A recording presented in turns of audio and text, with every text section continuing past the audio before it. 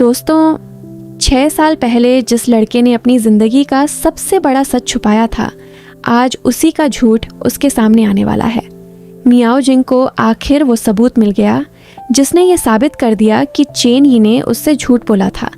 लेकिन सवाल ये है, अगर चेन यी सच में झूठ बोल रहा है तो आखिर वो किसे बचा रहा है, खुद को या मियाओ जिंग को? पिछले एपिसोड में आपने देखा कि मियाओ जिंग वापस आने के बाद भी चेन यी उसे अपने से दूर भेजना चाहता है, लेकिन मियाओ जिंग को अब यकीन हो चुका है कि चेन यी उससे कोई बहुत बड़ा सच छिपा रहा है।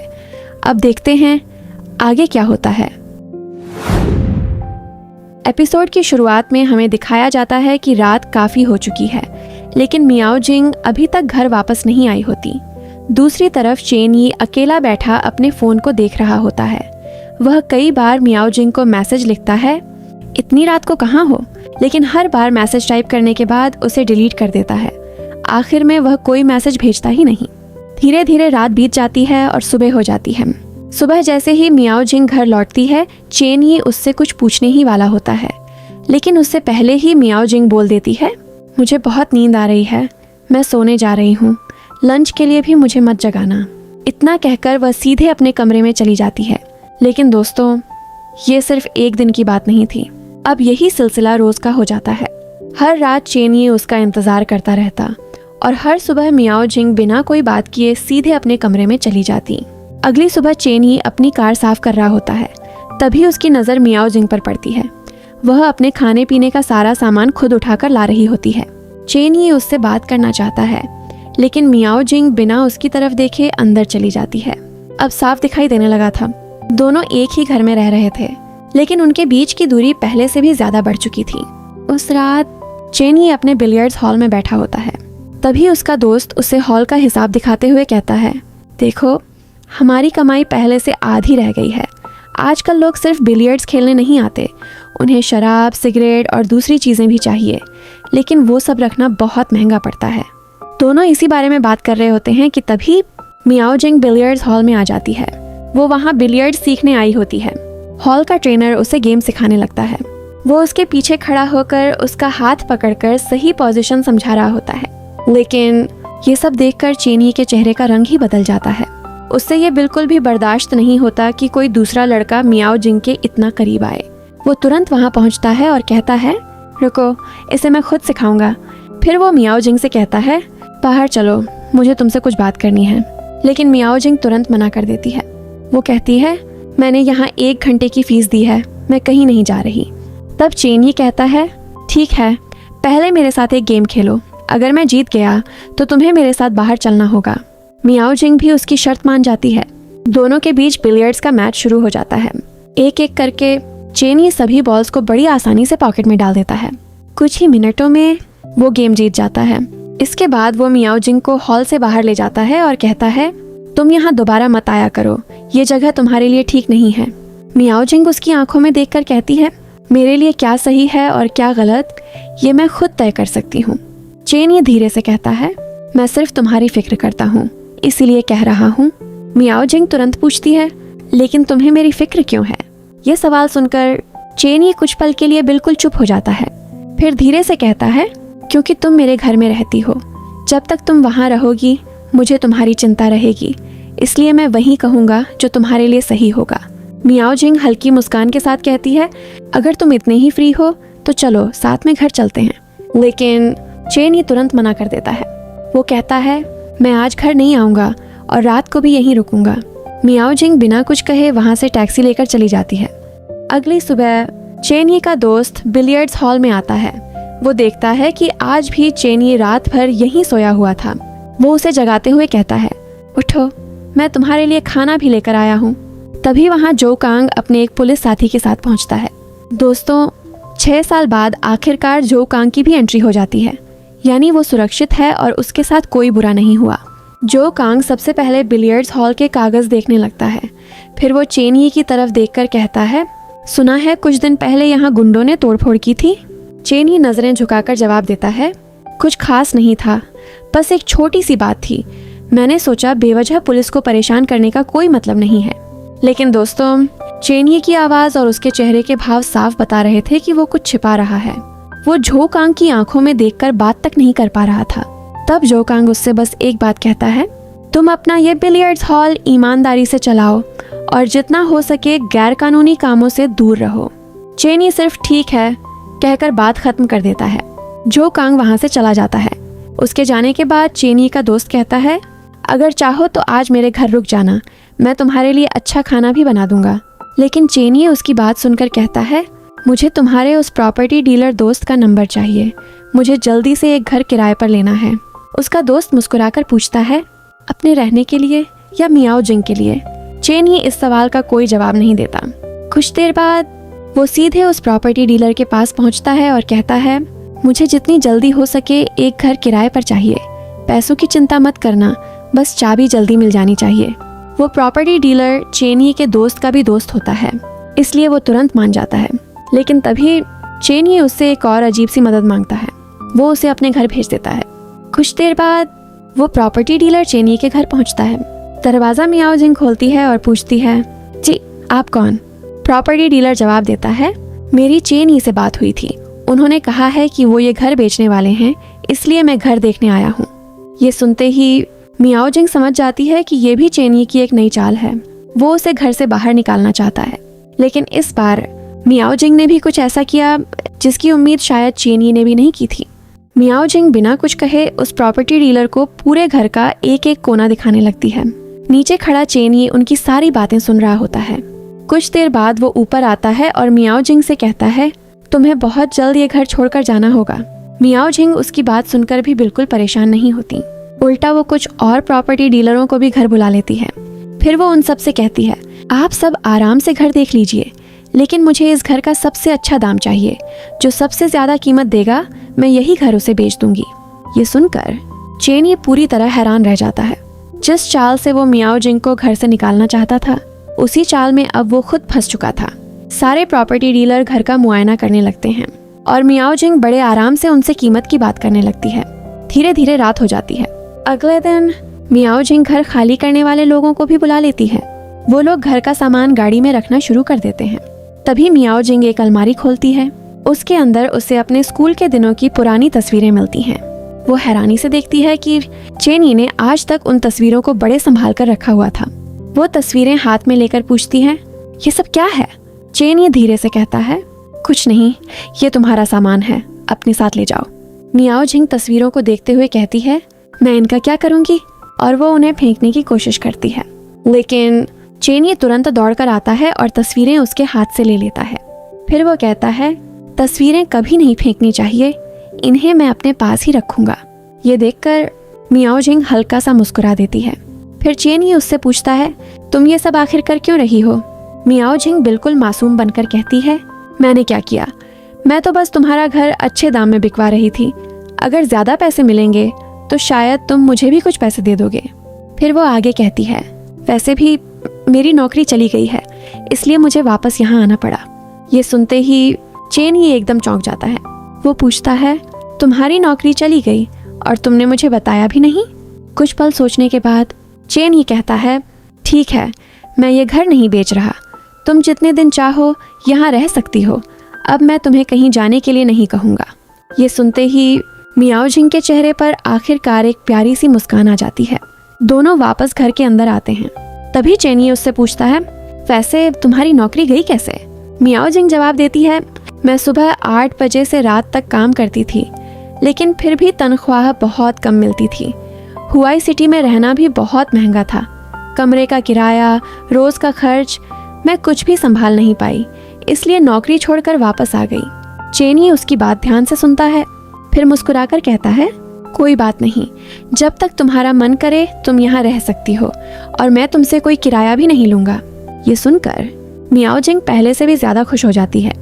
अगली सुबह चेनी अपने दोस्त के साथ बिलियर्ड्स हॉल में बैठा बात कर रहा होता है। तभी उसका दोस्त पूछता है, एक बात समझ नहीं आई, पहले तुमने प्रॉपर्टी डीलर बुलाया, फिर नया घर भी देखने गए, लेकिन अचानक अपना फैसला क्यों बदल दिया? चेनी धीरे से कहता है, मियाओ जिंग के पास अब भी रहने की कोई जगह नहीं है और उसकी नौकरी भी चली गई है, ऐसे में मैं उसे कहाँ भेज दूँ? उसका दोस्त मुस्कुराते हुए कहता है, मुझे तो पहले से ही पता था, आखिर तुम उसका बुरा कर ही नहीं सकते। फिर वो पूछता है, वैसे आज इतने अच्छे से तैयार होकर कहाँ जा रहे हो? चेन ये जवाब देता है, अपने एक पुराने दोस्त से मिलने। कुछ देर बाद दोनों एक रेस्टोरेंट पहुंचते हैं। वहाँ उनका पुराना दोस्त पहले से उनका इंतजार कर रहा होता है। ये वही आदमी था जो कई साल पहले मिस्टर जांग के प्रोजेक्ट में काम करता था, लेकिन प्रोजेक्ट बंद होने के बाद उसकी कंपनी भी मुश्किल में पड़ गई थी। वो चेन ये को देखकर खुश हो जाता है और कहता है, बहुत साल हो गए, आज अचानक मेरी याद कैसे आ गई? चेन ये बिना समय गंवाए कहता है, मुझे तुमसे एक मदद चाहिए। वो आगे कहता है, क्या तुम्हारी कंपनी में मियाओ जिंग के लिए कोई नौकरी हो सकती है?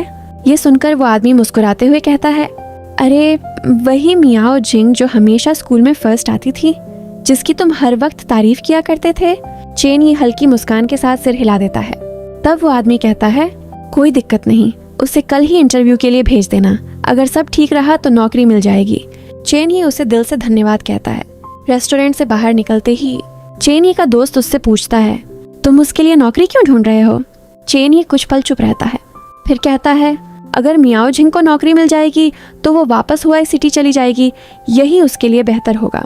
उसका दोस्त गहरी सांस लेकर कहता है, तुम हमेशा सबकी चिंता करते हो, कभी अपने बारे में भी सोच लिया करो। लेकिन चेन ये हमेशा की तरह इस बार भी कोई जवाब नहीं देता। दूसरी तरफ मियाओ जिंग एक फर्नीचर शोरूम पहुंचती है।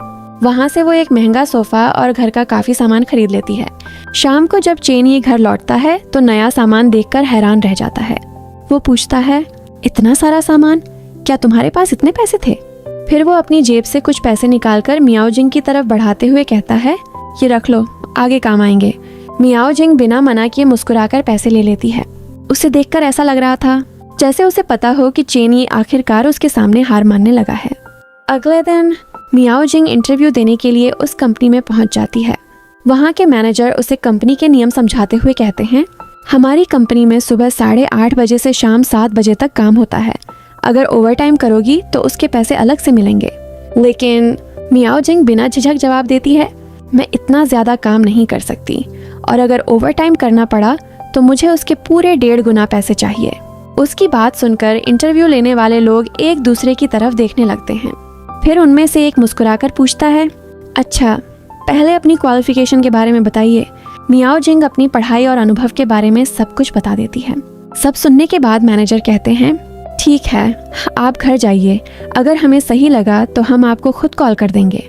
उधर कंपनी के बाहर चेन ये अपने उसी दोस्त के साथ खड़ा इंटरव्यू खत्म होने का इंतजार कर रहा होता है। जैसे ही मियाओ जिंग बाहर निकलती है, वो दोस्त चेनी से कहता है, सच बताऊं, मुझे तो लगता ही नहीं कि मियाओ जिंग को नौकरी करनी है। मैंने इतनी मुश्किल से अपनी कंपनी में उसके लिए बात की और उसने इंटरव्यू में ऐसी ऐसी शर्तें रख दी। चेन ये हल्का सा मुस्कुराकर कहता है, मैं मियाओ जिंग को अच्छी तरह जानता हूँ, तुम बुरा मत मानो। उसका दोस्त भी मुस्कुराते हुए कहता है, कोई बात नहीं, मैं किसी दूसरी कंपनी में भी उसके लिए बात कर दूंगा। तभी मियाओ जिंग उनके पास आ जाती है। वो आदमी मुस्कुराकर कहता है, तो तुम ही मियाओ जिंग हो। जब तुम स्कूल में पढ़ती थी तब मैं और चेन ही एक प्रोजेक्ट पर साथ काम करते थे, और यकीन मानो ये हर दूसरे दिन तुम्हारी तारीफ किया करता था। ये सुनते ही मियाओ जिंग के चेहरे पर अपने आप मुस्कान आ जाती है। कुछ देर बाद वो आदमी वहाँ से चला जाता है। दूसरी तरफ चेन ये अपने बिलियर्ड्स हॉल में चुपचाप बैठा कुछ सोच रहा होता है। फिर वो अपने दोस्त से पूछता है, क्या तुम्हारे मन में कभी नहीं आया कि ये बिलियर्ड्स हॉल छोड़कर कोई दूसरा काम किया जाए? उसका दोस्त तुरंत जवाब देता है, क्यों छोड़ूं? मुझे तो यही काम सबसे ज़्यादा पसंद है। मैंने तो सोच लिया है पूरी ज़िंदगी यही काम करूँगा, फिर अपनी गर्लफ्रेंड से शादी करूँगा और एक छोटा सा परिवार होगा। बस वही मेरी खुशहाल ज़िंदगी होगी। अपने दोस्त की बातें सुनकर चेन ही कुछ पल के लिए गहरी सोच में डूब जाता है। फिर वो अचानक बाहर निकलता है और वहाँ मौजूद सभी लोगों से कहता है, कल से हमारा बिलियर्ड्स हॉल पूरी तरह बदलने वाला है, इसलिए आज आप लोग जितना खेलना चाहें खेल लीजिए। लोग हैरानी से पूछते हैं, अचानक ऐसा क्या होने वाला है? चेनी मुस्कुराकर कहता है, अब इस हॉल में शराब और सिगरेट नहीं मिलेगी, यहाँ सिर्फ बिलियर्ड्स सिखाया जाएगा, हम ईमानदारी से काम करेंगे। ये सुनते ही वहाँ मौजूद कई ग्राहक नाराज होकर कहते हैं, अगर ऐसा है तो हम कहीं और खेल लेंगे। इतना कहकर वो सब वहाँ से चले जाते हैं। यहाँ तक कि हॉल में काम करने वाले कुछ कर्मचारी भी नौकरी छोड़ देते हैं। चेनी का दोस्त घबराकर कहता है, अब ट्रेनर कहाँ से लाएंगे और अकाउंट कौन संभालेगा? लेकिन चेनी पूरे आत्मविश्वास के साथ जवाब देता है, शुरुआत हमेशा मुश्किल होती है, लेकिन धीरे धीरे सब ठीक हो जाएगा। अगले ही दिन नए बिलियर्ड्स हॉल का काम शुरू हो जाता है। चेन यी और उसके दोस्त पूरे शहर में नए हॉल के पर्चे बांटते हैं, लेकिन लोगों को इस नए बिलियर्ड्स हॉल में कोई खास दिलचस्पी नहीं होती। फिर भी चेन यी हार मानने वालों में से नहीं था। उसे पूरा यकीन था कि एक दिन उसकी ये नई शुरुआत ज़रूर सफल होगी। दूसरी तरफ मियाओजिंग एक कुरियर कंपनी पहुंचती है। वहां का नज़ारा देखकर वो हैरान रह जाती है। कई कर्मचारी अपने सिर पर भारी भारी डिब्बे उठाकर काम कर रहे होते हैं। इतना ही नहीं, एक कर्मचारी ज्यादा वजन उठाने की वजह से नीचे गिर भी जाता है। ये देखकर मियाओजिंग उससे पूछती है, क्या यहाँ सामान उठाने के लिए कोई मशीन नहीं है? वो कर्मचारी जवाब देता है, मशीनें सिर्फ बड़ी कंपनियों में होती हैं, हमारे पास तो सब काम हाथ से ही करना पड़ता है। मियाओजिंग चुपचाप पूरी जगह की तस्वीरें अपने फोन से खींच लेती है। फिर वो किसी को वो तस्वीरें भेजते हुए लिखती है, इस जगह की पूरी जांच करो। दोस्तों, अब तो मुझे पूरा शक होने लगा था कि मियाओजिंग की नौकरी गई ही नहीं है। वो यहाँ किसी और मकसद से आई है। शायद वो किसी बड़ी जांच में लगी हुई है और मिस्टर जांग के पूरे नेटवर्क का सच सामने लाना चाहती है। यहीं एपिसोड 13 खत्म हो जाता है। एपिसोड 14 शुरू। एपिसोड की शुरुआत में हमें ली दिखाई जाती है।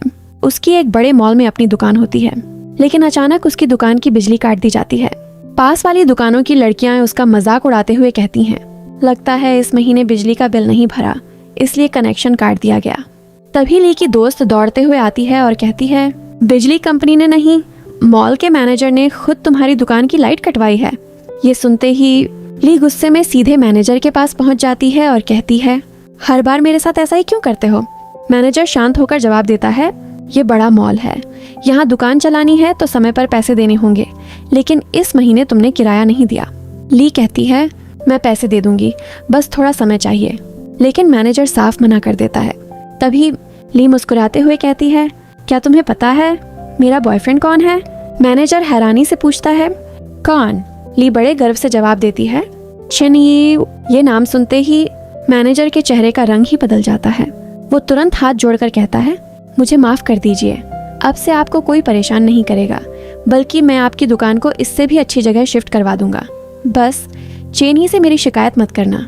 ये देखकर एक बात तो साफ हो गई, 6 सालों में इस शहर में चेन यी का नाम और उसका रुतबा काफी बढ़ चुका था।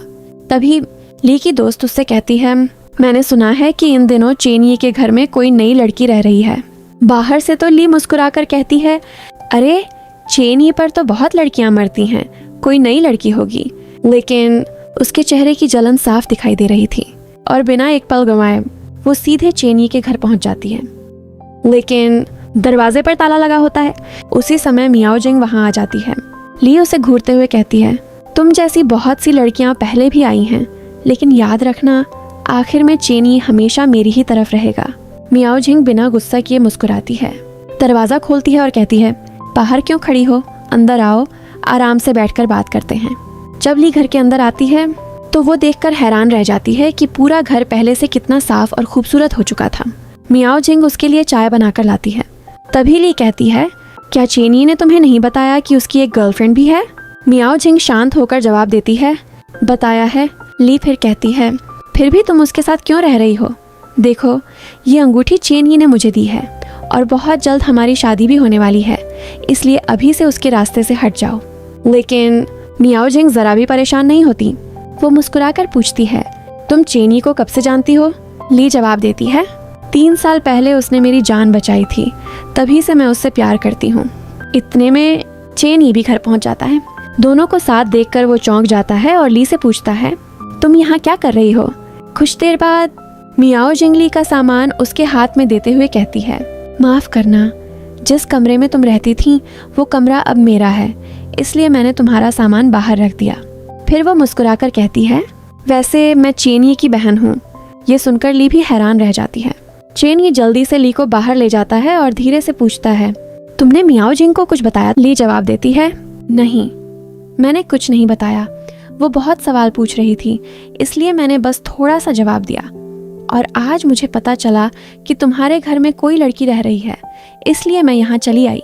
चेन यी राहत की सांस लेता है और दोनों वापस घर के अंदर आते हैं। तभी चेन यी मियाओजिंग से कहता है, अगर ली ने तुमसे कुछ गलत कहा हो तो उसकी तरफ से मैं माफी मांगता हूँ। मियाओजिंग शांत होकर कहती है, माफी तो मुझे मांगनी चाहिए, मैंने उसके कमरे से उसका सामान बाहर निकाल दिया। तभी चेन ये समझाते हुए कहता है वो उसका कमरा नहीं है, वो बस कभी कभी यहाँ आकर रहती थी। और मियाओ झिंग, चेन ये कुछ पल रुकता है, फिर कहता है जैसा तुम समझ रही हो वैसा कुछ भी नहीं है। मियाओ झिंग तुरंत पूछती है अगर वो तुम्हारी गर्लफ्रेंड है तो फिर वो अलग कमरे में क्यों रहती थी। ये सवाल सुनते ही चेन ये पूरी तरह चुप हो जाता है। अगले दिन चेन ये अपने नए बिलियर्ड्स हॉल में काम कर रहा होता है। वो पूरे हॉल को नए नए लाइट्स और सजावट से तैयार करवा रहा था।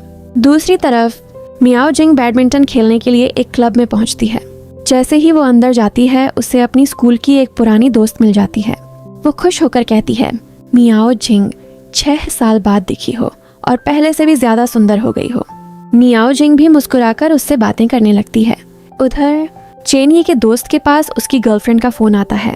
वो कहती है आज मुझे आने में देर हो जाएगी, तुम मेरे क्लब से घर की चाबी ले जाना। फिर वो अचानक कहती है वैसे आज मैंने मियाओ जिंग को भी यहीं देखा है, वो बैडमिंटन खेलने आई है। ये बात चेनिए भी सुन लेता है। वो तुरंत कहता है मैं ही चाबी लेने चला जाता हूँ। उसका दोस्त मुस्कुराकर कहता है मियाओ जिंग की वजह से ना। लेकिन चेनी बिना कुछ बोले वहां से निकल जाता है। कुछ देर बाद वो बैडमिंटन क्लब पहुंच जाता है। वहां उसके दोस्त की गर्लफ्रेंड उसे चाबी देते हुए कहती है ये लो चाबी, वैसे ये बताओ तुम यहाँ सच में चाबी लेने आए हो या किसी और से मिलने। चेनी हल्का सा मुस्कुरा देता है। फिर वो मियाओ जिंग की तरफ देखकर पूछता है ये तुम्हारे साथ कौन है। उसके दोस्त की गर्लफ्रेंड जवाब देती है ये इसकी स्कूल की दोस्त है।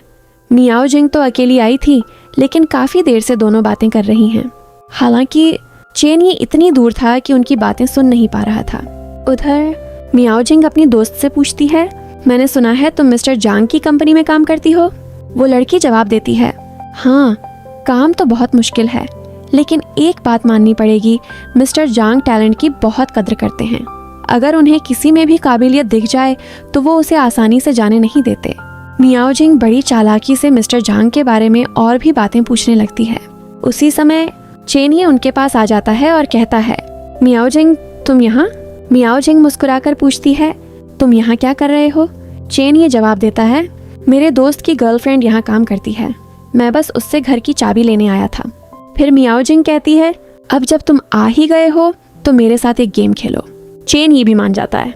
दोनों बैडमिंटन खेलने लगते हैं। कुछ देर तक दोनों के बीच मजेदार मुकाबला चलता है, लेकिन अचानक मियाओ जिंग का पैर फिसल जाता है और वो जमीन पर गिर जाती है।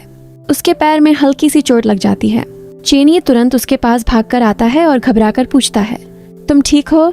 फिर वो कहता है चलो मेरे साथ बिलियर्ड्स हॉल चलते हैं, वो यहीं पास में है, वहाँ दवाइयाँ भी हैं, मैं तुम्हारी चोट पर दवा लगा दूंगा। उसके बाद हम दोनों साथ में घर चलेंगे। मियाओ जिंग बिना कुछ कहे उसके साथ चल देती है। कुछ देर बाद दोनों नए बिलियर्ड्स हॉल पहुंच जाते हैं। अंदर आते ही मियाओ जिंग चारों तरफ देखने लगती है। पूरा हॉल पहले से बिल्कुल बदल चुका था। नई लाइट्स, नई सजावट और बिल्कुल नया माहौल। चेनी उसे बैठाकर उसके पैर पर दवाई लगाने लगता है। दवाई लगाते हुए मियाओ जिंग उससे पूछती है वैसे तुम मुझे यहाँ क्यों लेकर आए। चेनी मुस्कुराकर कहता है मैंने इस हॉल को पूरी तरह बदल दिया है। अब यहाँ शराब और सिगरेट कुछ भी नहीं मिलेगा, सिर्फ बिलियर्ड्स सिखाया जाएगा। फिर वो आगे कहता है मैं चाहता हूँ तुम यहाँ अकाउंट संभालने का काम करो। जब तक तुम्हें कोई अच्छी नौकरी नहीं मिल जाती तब तक यहीं काम कर लेना, और हाँ इसके पैसे भी तुम्हें मिलेंगे।